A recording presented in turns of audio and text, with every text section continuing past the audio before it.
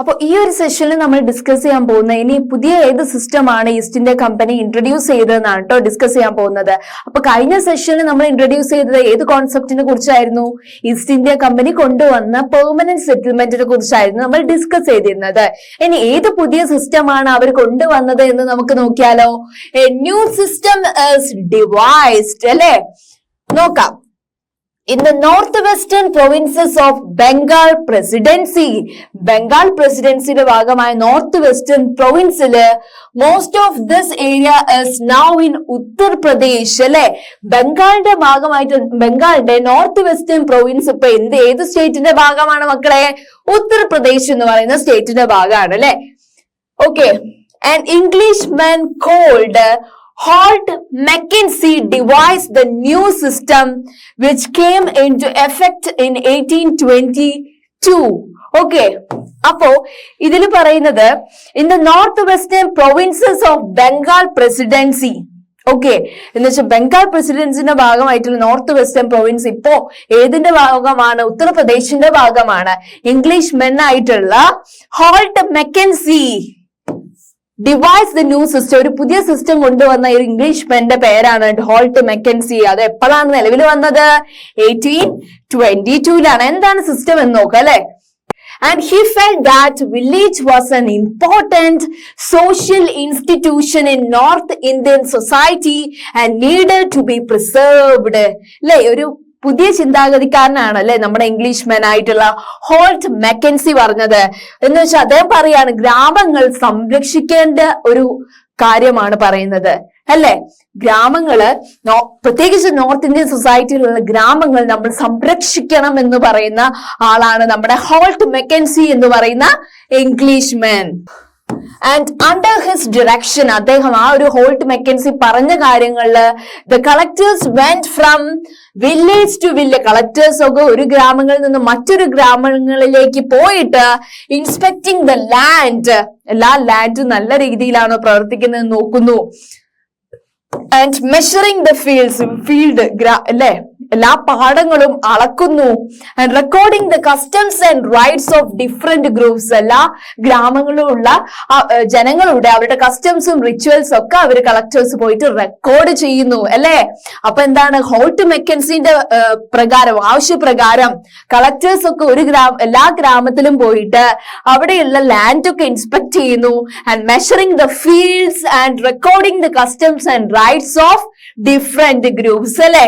The estimated revenue of each plot within the village was added up to calculate the revenue that each village had to pay. പക്ഷെ വേറൊരു കാര്യം ഇദ്ദേഹത്തിന്റെ മനസ്സിലുള്ളതെന്ന് വെച്ചാല് ഓരോ വില്ലേജിൽ നിന്ന് എത്ര റവന്യൂ നമുക്ക് ഉണ്ടാകും, എത്ര സാമ്പത്തികമായി നമുക്ക് ഊറ്റാൻ പറ്റും എന്നുള്ളതിന്റെ കണക്കെടുക്കാൻ വേണ്ടിയിട്ടാണ് കളക്ടേഴ്സിനോട് ഇങ്ങനെ പറഞ്ഞത് കേട്ടോ. Okay. This demand was to revised periodically ആയിട്ടാണ് ഇത് പറഞ്ഞത്. It is not permanently fixed ആയിട്ടുള്ള കാര്യമല്ല കേട്ടോ, ടെമ്പററി ആണ്.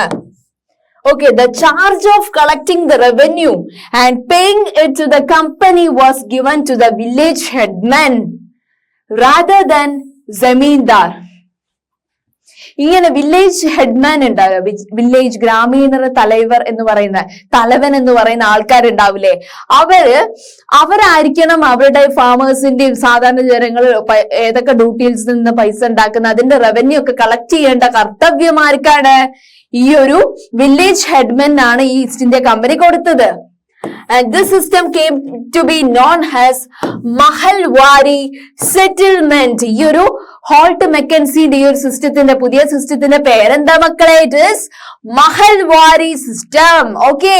എന്ന് വെച്ചാൽ ഇദ്ദേഹം കൊണ്ടുവന്നെന്ന് വെച്ചാൽ ഈ കളക്ടേഴ്സിനോടൊക്കെ എല്ലാ വില്ലേജിലും പോയിട്ട് ഈ ലാൻഡിന്റെ മെഷറിങ്ങും അതുപോലെ തന്നെ അവരുടെ കസ്റ്റംസും റിച്വൽസ് ഓഫ് ഡിഫറെന്റ് ഗ്രൂപ്പ് ഒക്കെ കളക്ട് ചെയ്ത് വെച്ചിട്ട് ഓരോ ലാൻഡിൽ നിന്നും എത്ര റവന്യൂ ഉണ്ടാക്കാൻ പറ്റും, അങ്ങനെ റവന്യൂ കളക്ട് ചെയ്യേണ്ട ഡ്യൂട്ടി ആർക്കാണ് പ്രൊവൈഡ് ചെയ്തത്? ഇറ്റ് ഈസ് ഫോർ വില്ലേജ് ഹെഡ്സ്മാൻ അല്ലെ.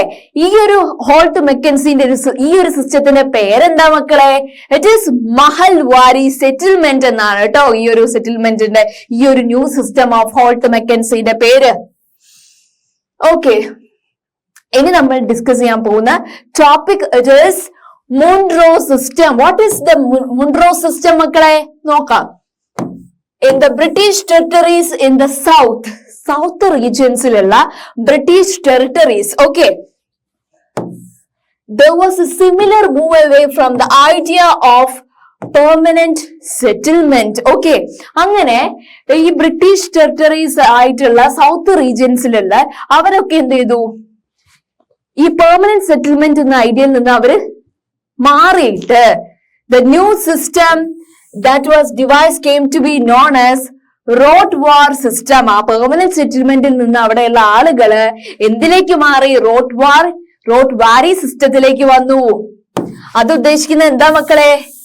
It was tried on a small scale by Captain Alexander Reid in some of the areas that was taken over by the company after the wars with Tipu Sultan.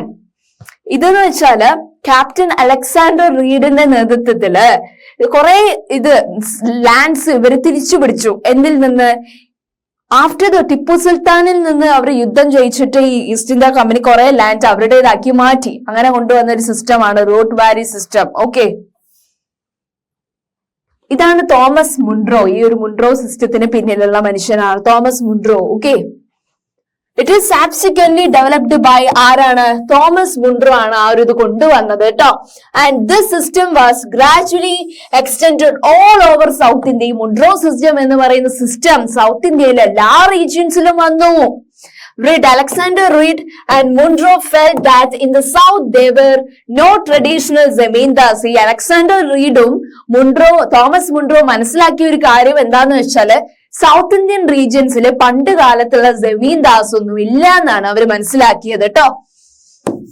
Okay, the settlement they argued had to be made directly with the cultivators എന്ന് പറയുന്ന riots. അതാണ് riot വാരി system എന്ന് പറഞ്ഞത് അല്ലെ. ഇതേ കണ്ടില്ലേ, riot വാരി സിസ്റ്റം എന്ന് വെച്ചാൽ ഡയറക്റ്റ് ആയിട്ട് അവർക്ക് എന്ത് വേണം? ഈ കൾട്ടിവേറ്റേഴ്സുമായിട്ട് അവർ ഡയറക്റ്റ് ആയിട്ട് അവരെന്ത് ചെയ്യണം?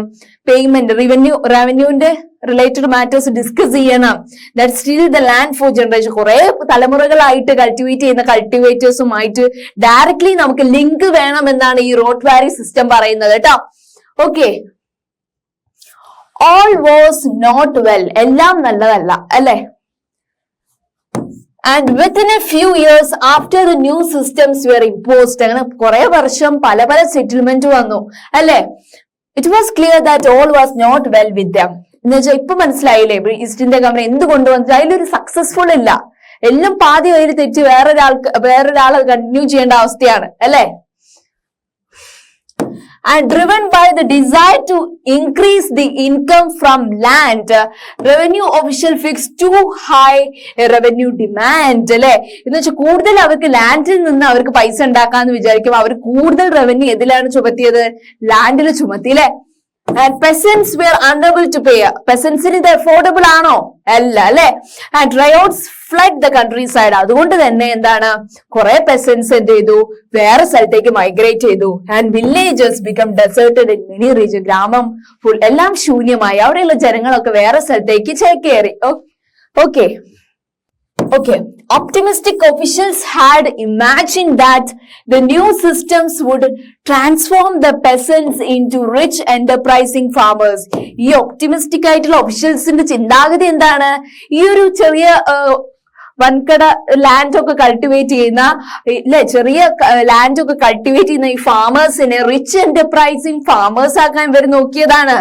But this did not happen. പക്ഷെ ആ ഒരു കാര്യം ഒരിക്കലും നടന്നിട്ടില്ല. ഇത് ഹാപ്പൻ ചെയ്യുമില്ല അല്ലെ. Next we are going to discuss about the crops for Europe. യൂറോപ്പിലേക്ക് എങ്ങനെ ക്രോപ്സിന്റെ ട്രേഡിനെ കുറിച്ചാട്ടോ പറയുന്നത്. എങ്ങനെ അവർ ക്രോപ്സിൽ നിന്ന് റവന്യൂ ഉണ്ടാക്കി നമുക്ക് നോക്കിയാലോ? നോക്കാം അല്ലെ. And the British also realized that the countryside could not only yield revenue. എന്ന് വെച്ചാൽ ഈ കൺട്രി സൈഡിലെ ആളുകളിൽ നിന്ന് റവന്യൂ മാത്രം നമുക്ക് ഇതാക്കാൻ പറ്റില്ല എന്ന് മനസ്സിലാക്കി. It could also grow the crops that Europe required. എന്നിട്ട് അവർക്ക് ഒരു ഐഡിയ തോന്നി, അവർക്ക് യൂറോപ്പിലേക്ക് ആവശ്യമായിട്ടുള്ള ക്രോപ്സ് ഒക്കെ ഇവിടെ വിളവെടുപ്പ് നടത്താമെന്ന് ബ്രിട്ടീഷുകാർക്ക് തോന്നിട്ടോ.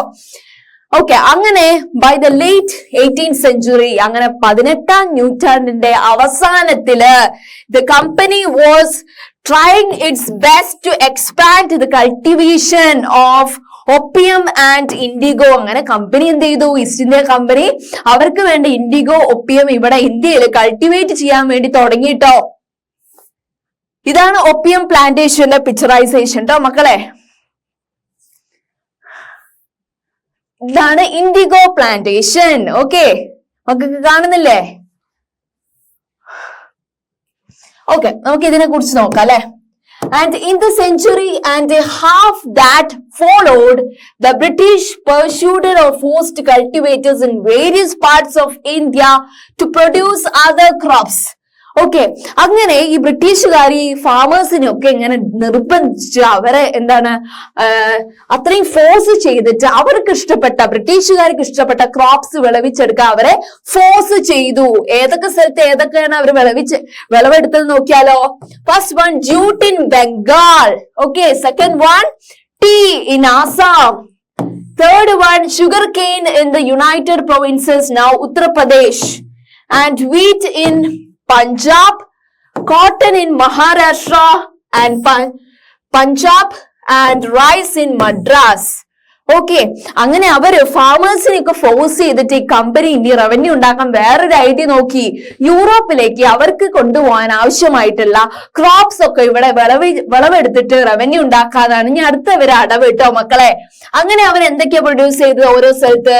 First one jute in Bengal, second one tea cultivation in Assam, third one sugarcane in Uttar Pradesh, and fourth one wheat in Punjab, and fifth one cotton in Maharashtra and Punjab, and sixth one it is rice in Madras. Okay, next title നോക്കിക്കേ. Does color have a history? നിറത്തിന് ചരിത്രമുണ്ടോ നോക്കിയാലോ. A kalamkari print created by weavers of Andhra Pradesh in India. അല്ലെ, ആന്ധ്രാപ്രദേശിൽ ഒരു famous ആയിട്ടുള്ള ഒരു വീവേഴ്സിന്റെ പ്രിന്റിന് പറയുന്ന പേര് Kalamkari print. ആന്ധ്രാപ്രദേശിൽ ഫേമസ് ആയിട്ടുള്ള വീവേഴ്സിന്റെ ഒരു മാസ്റ്റർ പീസ് ആണ് കേട്ടോ. ഇതിന്റെ എന്ന് പറയുമ്പോ ഈ ഒരു കലംകാരി പ്രിന്റിൽ എന്തൊക്കെ കാണാം? On the right is a floral cotton print designed and produced by William Morris, a famous poet and artist of 19th century Britain. എന്ന് വെച്ചാല് ബ്രിട്ടനിലെ 19ാം നൂറ്റാണ്ടിലെ പെയിന്റർ ആയിട്ടുള്ള അദ്ദേഹമാണ് ഫ്ലോറൽ കോട്ടൺ പ്രിന്റ് ഈ ഒരു കലംകാരി പ്രിന്റിൽ ഡിസൈൻ ചെയ്തത്. ഓക്കെ, ഈ ഒരു 2 പ്രിന്റിലും അത്രയും ഫേമസ് ആയിട്ടുള്ള എന്താണ് അടങ്ങിയിട്ടുള്ളത്? ഏത് കളറാണ് ഈ കലംകാരി പ്രിന്റിൽ കൂടുതൽ അടങ്ങിയിട്ടുള്ളത്? It is a rich blue color, commonly called indigo. Okay, rich blue color ആണ് ഇതിൽ അടങ്ങിയിട്ടുള്ളത് കേട്ടോ. commonly it is called as indigo color ആണ്. Okay, ഈ ഒരു പ്രിന്റില് ഈ ഒരു വീവേഴ്സ് ഇത്തരം കലംകാരി പ്രിന്റ്സിൽ യൂസ് ചെയ്തിട്ടുള്ള ആ ഒരു ബ്ലൂ കളർ വരാൻ ഇതാക്കിയിട്ടുള്ള ഏത് പ്ലാന്റിൽ നിന്ന് ഈ കളർ ഇതാക്കിയത് നോക്കിയാലോ. The blue that you see in this print was produced from a plant called indigo എന്ന് പറയുന്ന പ്ലാന്റിൽ നിന്ന് എടുത്തിട്ടാണ് ഈ ബ്ലൂ കളർ പ്രിന്റ്സ് ഈ ഒരു കലംകാരി പ്രിന്റ്സിൽ വരുത്തുന്നത്. Okay, it is likely that blue dye used in the Morris പ്രിന്റ്സിൽ യൂസ് ചെയ്തിട്ടുള്ള 19ാം നൂറ്റാണ്ടിലെ ബ്രിട്ടനിലെ പോയറ്റ് ആയിട്ടുള്ള അദ്ദേഹത്തിന്റെ പ്രിന്റിൽ യൂസ് ചെയ്തിട്ടുള്ള ബ്ലൂ ഡൈസും മാനുഫാക്ചർ ചെയ്തത് എവിടെ നിന്നുള്ള? Indigo plants that is cultivated in India. Okay, for India it was the biggest supplier of indigo in the world at that time. ആ ഒരു ടൈമില് ഇൻഡിഗോ കൾട്ടിവേഷന്റെ ഒരു പ്രധാനപ്പെട്ട ഒരു പവർ സെന്റർ എന്ന് പറയുന്നത് ഇന്ത്യ ആയിരുന്നു എന്നാണ് പറയുന്നത്. ഇതാണ് പിക്ചർ കേട്ടോ, കലംകാരി ആർട്സിന്റെ picture. Okay, and why the demand for Indian indigo? Indian ഇൻഡിഗോന് ഇത്രയും ഡിമാൻഡ് വരാൻ കാരണം എന്താണ് മക്കളെ നോക്കിയാലോ. Because the indigo plant grows primarily in the tropical regions. Tropical regionsലാണ് indigo plant നല്ല രീതിയിൽ വിളവെടുപ്പ് നടത്താൻ പറ്റുന്നത്. And by the 13th century, 13ാം നൂറ്റാണ്ടായപ്പോൾ Indian indigo was being used by cloth manufacturing in Italy, France, Britain to dye cloth. അങ്ങനെ 13ാം നൂറ്റാണ്ടായപ്പോ Indian IndiGo നല്ല demand ആയിരുന്നു. ഇറ്റലിയിലും ഫ്രാൻസിലും ബ്രിട്ടനിലും ഉള്ള cloth manufacturing യൂണിറ്റ്സിന് IndiGo നല്ലൊരു ഡിമാൻഡ് ഉള്ള പ്രൊഡക്റ്റ് ആയിരുന്നു കേട്ടോ. However, only small amount of Indian indigo raised the European market. കുറച്ച് indigo വിളവെടുത്ത് കഴിഞ്ഞിട്ടുള്ളൂ, അപ്പോഴേക്കും അത് യൂറോപ്യൻ മാർക്കറ്റ്സിൽ ഫേമസ് ആയി, കത്തിക്കേറി. And its price was very high. ഇൻഡിഗോന്റെ പ്രൈസ് എന്ന് പറയുന്നത് വളരെ വലിയൊരു ഇതാണ് കേട്ടോ, തുകയാണ് വരിക. Okay, and European cloth manufacturers, they had to be depend on another plant called wood to make violet and blue dyes. ഈ യൂറോപ്യൻസിന് പിന്നെ വേറൊരു പ്ലാന്റിനെ ഡിപ്പെൻഡ് ചെയ്യേണ്ടി വരുന്നു. അവിടെയുള്ള മാനുഫാക്ചറിങ് യൂണിറ്റ്സിന് വേറൊരു പ്ലാന്റ് ആയിട്ടുള്ള വോഡിനെ ഡിപ്പെൻഡ് ചെയ്യുന്നു. ബിക്കോസ് വോഡ് എന്ന് പറയുന്ന പ്ലാന്റ് പ്രൊഡ്യൂസ് ചെയ്യുന്ന വയലറ്റ് ആൻഡ് ബ്ലൂ ഡൈസ് ആണ്. ഇൻഡിഗോ ബ്ലൂ ഡൈസ് മാത്രമല്ലേ. ഓക്കെ, അപ്പോ ഈ ബോർഡ് എന്ന് പറയുന്ന പ്ലാന്റിൽ നിന്ന് വയലറ്റ് ആൻഡ് ബ്ലൂ ഷെയ്ഡ്സ് കിട്ടും, പ്രിന്റ് കിട്ടാൻ വേണ്ടിയിട്ടാണ്. Being a plant of temperate സോൺസിലാണ് ബോർഡ് ഉണ്ടാവുക. ബോർഡ് was more easily available in Europe. യൂറോപ്പിലാണ് കൂടുതൽ അവൈലബിൾ ആവുക ബോർഡ് എന്ന് പറയുന്ന പ്ലാന്റ് കേട്ടോ. ഇത് മെയിൻലി ഈ ബോർഡ് എന്ന് പറയുന്ന ബോർഡ് എന്ന് പറയുന്ന പ്ലാന്റ് വളരുന്നത് എവിടെയാണ്? Northern Italy. നോർത്തേൺ ഇറ്റലിയിലാണ് കേട്ടോ ബോർഡ് വളരുന്നത്. ഇൻഡിഗോ കൂടുതൽ ഇന്ത്യയിലാണ് വളരുന്നത്. നോർത്തേൺ ഇറ്റലിയിലല്ലാതെ സദേൺ ഫ്രാൻസിലും and in parts of Germany and ബ്രിട്ടനിലും ബോർഡ് പ്ലാന്റ് വളരാറുണ്ട്. ബോർഡ് പ്ലാന്റിൽ നിന്നാണ് വയലറ്റ് ആൻഡ് ബ്ലൂ പ്രിന്റ്സ്, ഈ കലംകാരി പ്രിന്റിനൊക്കെ കിട്ടിയത്. ഈ യൂറോപ്പ് ക്ലോത്ത് മാനുഫാക്ചേഴ്സിന് അത് വലിയ രീതിയിലുള്ള ഒരു ഇതാണെന്നാ പറയുന്നത്, അല്ലേ, പ്രൊഡക്ട്സ് ആണെന്നാ പറയുന്നത്. മെയിൻലി ബോർഡ് വളർത്തുന്ന രാജ്യങ്ങൾ ഏതൊക്കെയാ മക്കളെ? First one northern Italy, second one southern France, and third one parts of Germany, and fourth one Britain. Okay, and worried by the competition from indigo ആയിട്ട് നല്ല കോമ്പറ്റീഷൻ ആയിരുന്നു world മാർക്കറ്റില്. and wood producers in Europe pressurized their governments to ban the import of indigo. എന്ന് വെച്ചാൽ വേറെ സ്ഥലത്ത് നിന്ന് IndiGo ഇവിടേക്ക് വരുന്നതിൽ നിന്ന് അവർ തടഞ്ഞു യൂറോപ്യൻസ്. എന്താണ്? വോഡിന് നല്ല ഡിമാൻഡാ എന്ന് വെച്ചാൽ ഇൻഡിഗോ കൂടുതൽ മാർക്കറ്റ് പിടിച്ചാൽ വോഡിന് മാർക്കറ്റ് കുറയും. അപ്പൊ യൂറോപ്യൻസ് അതിൻ്റെത് നിഗ്ലക്ട് ചെയ്തു, import of IndiGo. Okay, and cloth dyers however preferred indigo as a dye. പക്ഷെ കൂടുതൽ ആളുകളും ഇൻഡിഗോനെ സപ്പോർട്ട് ചെയ്തു. IndiGo produced a rich blue color whereas dye from wood was pale and dull. എന്തുകൊണ്ടാണ് ഇൻഡിഗോനെ കുറെ ആളുകൾ സപ്പോർട്ട് ചെയ്തത് world മാർക്കറ്റിൽ? ബിക്കോസ് ഇൻഡിഗോ എന്ന് പറയുന്നത് വളരെ നല്ല രീതിയിൽ ക്വാളിറ്റി ഉള്ള ബ്ലൂ കളറാണ് പ്രൊഡ്യൂസ് ചെയ്യുന്നത്. പക്ഷെ വോഡിൽ ആ കളർ എന്ന് പറയുന്നത് പെയിൽ ആൻഡ് ഡൾ കളറാണ്. ഓക്കെ, ഭംഗിയ കളറാണ് ബ്ലൂ എന്ന് പറയുന്നത് വോഡിലുള്ള. അങ്ങനെ 17ാം നൂറ്റാണ്ടിൽ എത്തിയപ്പോ യൂറോപ്യൻ ക്ലോത്ത് പ്രൊഡ്യൂസേഴ്സ് ഗവൺമെന്റിനെ ഫോഴ്സ് ചെയ്തിട്ട് പറഞ്ഞു ഇൻഡിഗോനെ അങ്ങനെ ഒന്നും ബാൻ ചെയ്യണ്ട എന്നാണ് പറഞ്ഞത്. അല്ലെ, they pursued their government to relax the ban on indigo import. Okay, and next point. അങ്ങനെ ഫ്രഞ്ചുകാര് the French began cultivating indigo in Saint Domingue in the Caribbean islands. അല്ലെ, അങ്ങനെ ഫ്രഞ്ചുകാര് ഇൻഡിഗോ കൾട്ടിവേറ്റ് ചെയ്യാൻ തുടങ്ങി. എവിടെയാ കൾട്ടിവേറ്റ് ചെയ്യാൻ തുടങ്ങിയത്? Saint Domingue in the Caribbean islands. Okay, Portuguese in Brazil and the English in Jamaica and the Spanish in Venezuela. അങ്ങനെയായിട്ട് അവർ cultivate ചെയ്യാൻ തുടങ്ങി പല റീജിയൻസിലും ഇൻഡിഗോ. ഓക്കെ, അങ്ങനെ ഇൻഡിഗോ പ്ലാന്റേഷൻ ഫ്രാൻസിലല്ലാതെ പിന്നെ വേറെ എവിടൊക്കെ വന്നു മക്കളെ? Indigo plantation is also came up in many parts of North America. North അമേരിക്കയിലെ പല റീജിയൻസിലും വന്നിട്ടുണ്ട്.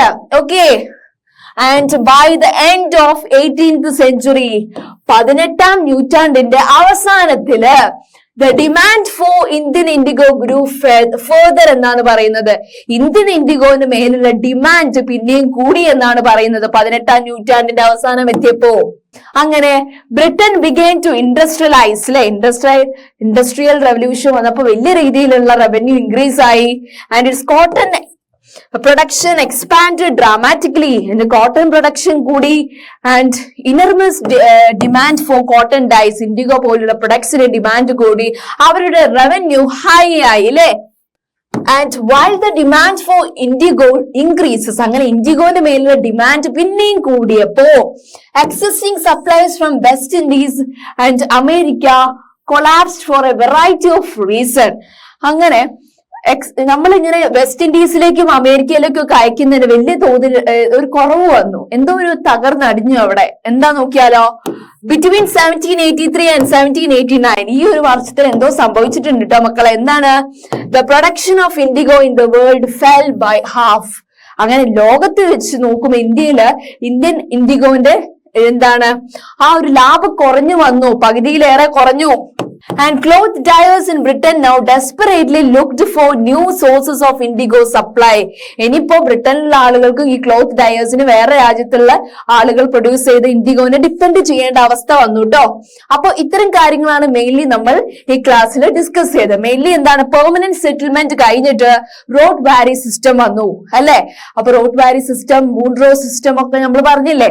എന്ന് വെച്ചാൽ കൾട്ടിവേറ്റേഴ്സിനെ ഫോഴ്സ് ചെയ്തിട്ട് ഇൻഡിഗോ അവർക്ക് ഇഷ്ടപ്പെട്ട ക്രോപ്സ് ആയിട്ടുള്ള കോട്ടനും ഇൻഡിഗോ ഒപ്പിയം ഒക്കെ കൾട്ടിവേറ്റ് ചെയ്യാൻ വേണ്ടിയിട്ട് ഈ ബ്രിട്ടീഷുകാര് ഫാമേഴ്സിനൊക്കെ ഫോഴ്സ് ചെയ്ത് ഉണ്ടാക്കി. ഇത് നല്ല രീതിയിലുള്ള ലാഭം ഉണ്ടാക്കി. ബ്രിട്ടൻ, പോർച്ചുഗീസ്, ഫ്രാൻസ് പോലുള്ള രാജ്യങ്ങളിലുള്ള മാനുഫാക്ചറിങ് യൂണിറ്റ്സിന് ഇൻഡിഗോ നല്ല രീതിയിൽ നമ്മൾ എക്സ്പോർട്ട് ചെയ്ത് കൊടുത്തു. അത് ഈ ഒരു ഈസ്റ്റ് ഇന്ത്യ കമ്പനിക്ക് നല്ല രീതിയിലുള്ള റവന്യൂ ഇൻക്രീസ് ചെയ്തു. പക്ഷേ കുറെ കഴിഞ്ഞപ്പോ വേൾഡിൽ ഇതിന്റെ മാർക്കറ്റ് കുറഞ്ഞപ്പോ ഇത്തരം ബ്രിട്ടീഷ് മാനുഫാക്ചറിങ് യൂണിറ്റ്സിന് വേറെ കൺട്രീസിനെ ഡിപ്പെൻഡ് ചെയ്യേണ്ട അവസ്ഥ വന്നു. അവിടെ പറഞ്ഞിട്ടാണ് നമ്മൾ ഈ ഒരു സെഷൻ അവസാനിപ്പിച്ചത് അല്ലെ. അപ്പൊ നെക്സ്റ്റ് സെഷനിൽ നമ്മൾ ഡിസ്കസ് ചെയ്യാൻ പോകുന്നത് it is about Britain turns to India എന്ന് പറയുന്ന കോൺസെപ്റ്റിലാണ്. Okay, thank you.